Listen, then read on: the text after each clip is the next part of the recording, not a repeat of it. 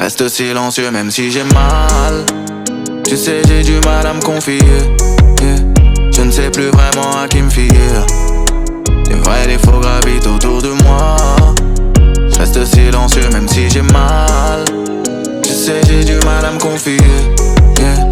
Je ne sais plus vraiment à qui me fier, yeah. Les vrais et les faux gravitent autour de moi. Et d'hypersensibilité. Quand on parle d'hypersensorialité, on fait référence aux 5 sens et surtout leur exacerbation. Il faut imaginer le bouton de volume de la télé ou d'un ampli. Si vous voulez vous mettre 30 secondes à ma place dans la rue, ça donne ça. Aïe, putain. Plus ça. Plus ça. Et encore ça. Tout superposé, bien évidemment. Et, bien évidemment, au volume maximum. Même chose pour les odeurs, la lumière, etc. Tout est exacerbé. Et comment je le sais que c'est exacerbé? Eh bien, en demandant, depuis tout petit, est-ce que tu as vu? Est-ce que tu as senti? Et la réponse est toujours non. Moi, je trouve ça normal, hein. Mais apparemment, ça ne l'est pas.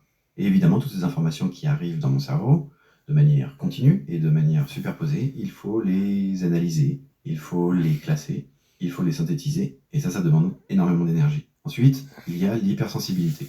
Et là, on fait référence au même type d'exacerbation, d'amplification, mais pour les émotions. Ses propres émotions, hein.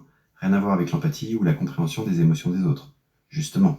Alors ce n'est pas incompatible, mais chez les Asperger, la compréhension de l'autre, de ses sentiments, de ses émotions, c'est pas vraiment inné. Petite parenthèse, encore une définition, l'empathie, ce n'est pas se mettre à la place de l'autre, ni ressentir ses émotions, hein.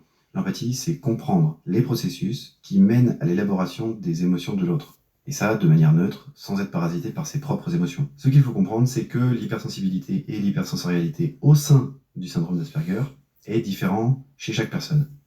Il faut aussi imaginer qu'il y a chez chaque Asperger une liste de sensations, d'émotions, de sens qui sont exacerbées. Et en même temps, une autre liste pour laquelle les sensations sont quasiment absentes. Ça crée une distanciation sociale de manière obligatoire, de manière automatique, parce que les interactions sociales fonctionnent sur un modèle d'interprétation des émotions.